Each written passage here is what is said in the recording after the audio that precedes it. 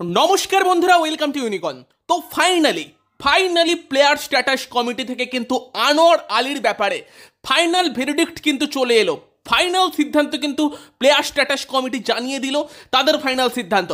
এবং player status committee যেটা করছিল, দেরি করছিল, অনেকদিন সময় লাগাচ্ছিল। আমরা বলছিলাম যে আর কত সময় লাগাবে, ঘুমিয়ে পড়লো নাকি।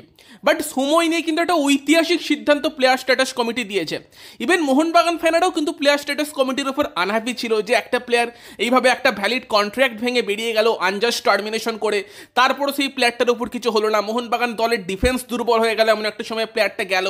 বড় সড়ো শাস্তি কেন আনোয়ার পাচ্ছে না, এটা একটা মোহনবাগান সমর্থকদের দাবি ছিল। তবে আজকে যে অর্ডারটা এসেছে সেটা কিন্তু অবভিয়াসলি মোহনবাগান সমর্থকদের খুব খুশি করবে। বাট ইস্ট বেঙ্গলের জন্য কিন্তু রীতিমতো একটা চিন্তার ব্যাপার থাকছে যে অর্ডারটা কিন্তু এসেছে। আর শুধুমাত্র ইস্ট বেঙ্গল আনোয়ার না, দিল্লি এফসিকে নিয়েও কিন্তু অর্ডার দিয়েছে প্লেয়ার স্ট্যাটাস কমিটি। তো তোমাদের পুরো অর্ডারটা জানাবো যে কী কী সিদ্ধান্ত নিয়েছে। লাস্ট অব্দি ভিডিওটা দেখতে থাকো। আমাদের চ্যানেলে প্রথমবার এলে আমাদের চ্যানেলটিকে সাবস্ক্রাইব করে তার পাশের বেল আইকনটাকে অন করে দিও। তো প্রথমত আনোয়ার আলী ব্যান খাবে, এই ব্যাপারটা আমরা আগে থেকে আলোচনা করছিলাম যে প্লেয়ার স্ট্যাটাস কমিটির সিদ্ধান্তে কিন্তু আনোয়ারকে ব্যান করা হতে পারে এবং আনোয়ার আলীকে কিন্তু ব্যান করা হয়েছে। আনোয়ার আলী 4 মাস কিন্তু আনোয়ার আলী প্রফেশনাল ফুটবল খেলতে পারবে না। 4 মাসের জন্য কিন্তু আনোয়ার আলীকে ব্যান করা হলো। মানে আইএসএল শুরুর আগেই ইস্টবেঙ্গলের কিন্তু ধাক্কা, আনোয়ার আলীকে কিন্তু ইস্টবেঙ্গল জানুয়ারি অব্দি তো মোটামুটি পাচ্ছে না। যদি আপিল করে, আপিলের পর সেটা পাল্টানো হয় সেটা অন্য কথা, বাট চান্স কম মনে হচ্ছে। তো 4 মাস কিন্তু আনোয়ার আলী মোটামুটি ব্যান খেয়ে গেল। 4 মাসের জন্য আনোয়ার কোনো প্রফেশনাল ফুটবল খেলতে পারবে না। তো সেখানে কিন্তু ইস্টবেঙ্গল 4 মাস আনোয়ারকে পাবে না এবং আনোয়ারও কিন্তু আইএসএলে বা অন্য কোনো টুর্নামেন্টে এই 4 মাস খেলতে পারছে না। ন্যাশনাল টিমের হয়ে অ্যাভেলেবেল থাকবে কিনা সেই ব্যাপারটা আমি শিওর না, বাট যে রিপোর্ট এসেছে সেটা হচ্ছে আনোয়ার আলীকে 4 মাসের জন্য ব্যান করা হয়েছে। তো আনোয়ার আলী 4 মাসের জন্য ব্যান তো খেয়ে গেল। এবার মোহনবাগান কত টাকা কম্পেনসেশন পাচ্ছে, পিএসসি কি রায় দিয়েছে?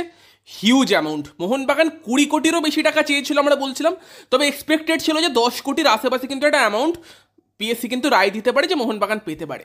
13 কোটি টাকা, প্রায় 12,90,00,000 টাকা মোহনবাগানকে কম্পেনসেশন দিতে হবে। মানে মোহনবাগান কম্পেনসেশন পাবে উল্টো দিকে 3 পার্টির থেকে, এটাই কিন্তু পিএসসি বলেছে।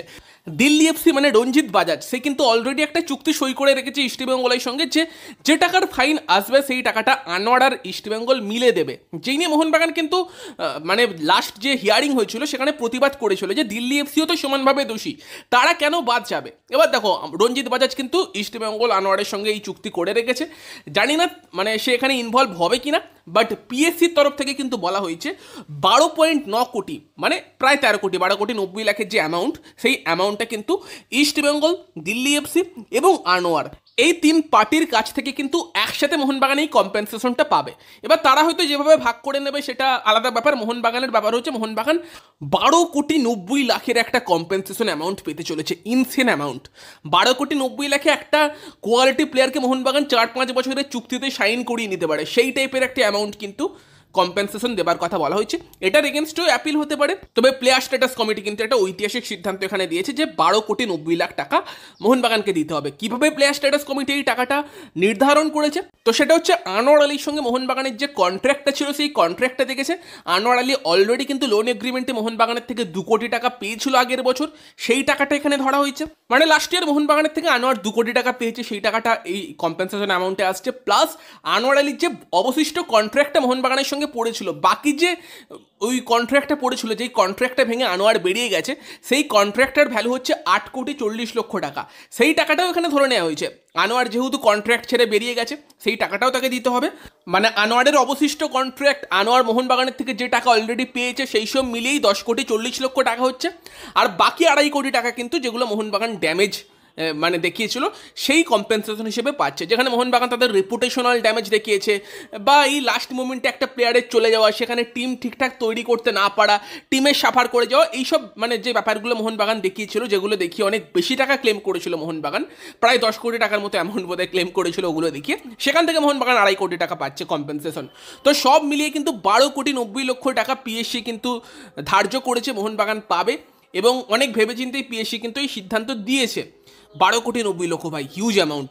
এবার যদি এই অ্যামাউন্টটা থেকে রঞ্জিত বাজার চলে যায়, সে তো তার ট্রান্সফার ফি পেয়ে গিয়েছে, নিয়ে হ্যাপি হ্যাপি চলে গেল। আনোয়ার এবং ইস্টবেঙ্গলকে মিলে দিতে হয়, ইস্টবেঙ্গলকেও প্রায় 6.5 কোটি টাকা দিতে হবে, যেটা বিশাল অ্যামাউন্ট। আনোয়ারকে নিজে থেকেও 6.5 কোটি টাকা দিতে হবে, যেটা আনোয়ারের জন্য এই মুহূর্তে হিউজ অ্যামাউন্ট হতে চলেছে। আনোয়ারের যে কন্ট্রাক্ট আছে, আনোয়ার 2 বছর 8 কোটি 8.5 কোটি টাকা পাবে, সেটা কিন্তু আনোয়ারের কন্ট্রাক্টের লাস্ট 2 বছর। তার আগের বছরগুলো কিন্তু আনোয়ার অত টাকা পাচ্ছে না। ফলে ইন্ডিভিজুয়ালি আনোয়ার আলীর জন্য কিন্তু এটা একটা অনেক বেশি টাকার অ্যামাউন্ট। তো এগুলো গেল ফাইন, ব্যান, সেই সব সম্বন্ধে। আর ব্যান শুধুমাত্র আনোয়ার আলী খায়নি, ব্যান খেয়েছে দিল্লি এফসি এবং ইস্টবেঙ্গল। ইস্টবেঙ্গল আর দিল্লি এফসি কীভাবে ব্যান খেয়েছে, তারা খেলতে পারবে না সেরকম নয়, বাট যেটা আগেই বলেছিলাম যে ট্রান্সফার উইন্ডোর ব্যান কিন্তু খেতে পারে। 2টো করে ট্রান্সফার উইন্ডোর ব্যান খেয়ে গিয়েছে ইস্টবেঙ্গল এবং দিল্লি এফসি। তারা কিন্তু ওই 2টো ট্রান্সফার উইন্ডোতে কোনো প্লেয়ার রেজিস্ট্রেশন করাতে পারবে না। এখানে দিল্লি এফসি মানে রঞ্জিত বাজাজ, তার ক্লাবের হয়ে কোনো নতুন প্লেয়ার রেজিস্ট্রেশন করাতে পারবে না।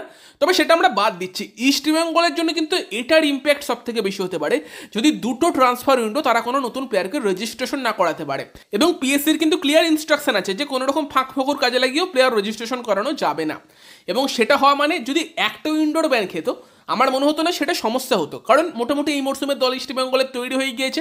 যদি জানুয়ারি ট্রান্সফার উইন্ডোতে ব্যান খেত, ঠিক আছে, একটা উইন্ডো কাটিয়ে দিত, বাট 2টো উইন্ডোর ব্যান মানে কিন্তু নেক্সট ইয়ার যখন ইস্টবেঙ্গল পরের বছরের দল বানাবে, সেই সময় কিন্তু ইস্টবেঙ্গল কোনো নতুন প্লেয়ারকে রেজিস্ট্রেশন করাতে পারবে না।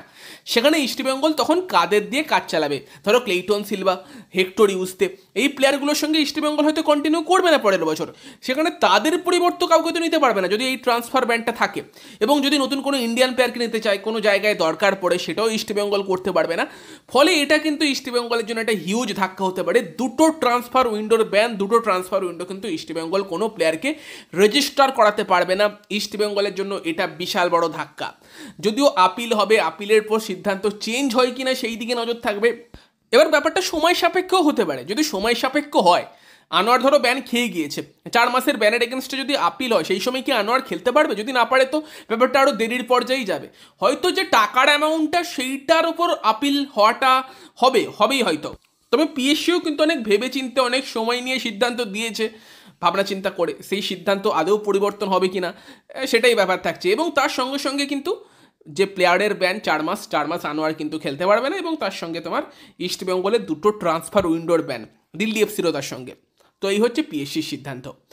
তো হ্যাঁ, সময় নিয়ে হলেও যে সিদ্ধান্ত দিয়েছে সেটা কিন্তু মানে অনেকেই ভাবছিল যে যদি একটা প্লেয়ার এইভাবে কন্ট্রাক্ট ভেঙে বেরিয়ে যায়, ভ্যালিড কন্ট্রাক্ট ভেঙে, একটা ক্লাব যদি একটা প্লেয়ারের সঙ্গে মিউচুয়াল টার্মিনেশন করতে যায়, তাকে কিন্তু কম্পেনসেশন অ্যামাউন্ট ক্লাব দিয়ে তবে ছাড়া বেশিরভাগ ক্ষেত্রে, যদি প্লেয়ারটা নিজে থেকে মিউচুয়ালি না টার্মিনেট করতে চায়।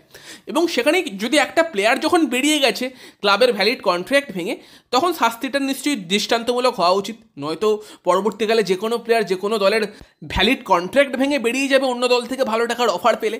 সেটাই অনেকে আলোচনা করছিল যে হয়তো এটাই হবে যদি বড় সড়ো কোনো সিদ্ধান্ত না আসে। বাট যে সিদ্ধান্ত এসেছে, এই টাইপের সিদ্ধান্ত দেখার পর কোনো প্লেয়ার হয়তো আর সেই দিকে যাবে না, যদি না বিশাল কোনো ফাইন্যান্সিয়াল ব্যাকিং থাকে। তোমাদের মতামত জানিও পিএসসি সিদ্ধান্ত নিয়ে, তোমাদের কি মতামত। ভিডিওটা ভালো লাগলে, ইনফরমেটিভ লাগলে ভিডিওটাকে লাইক করে দিও, শেয়ার করে দিও। আমাদের চ্যানেলে প্রথমবার এলে আমাদের চ্যানেলটিকে সাবস্ক্রাইব করে তার পাশের বেল আইকনটা অন করে দিও। তো চলো গাইস, এই ভিডিওতে এই পর্যন্তই। Bye bye.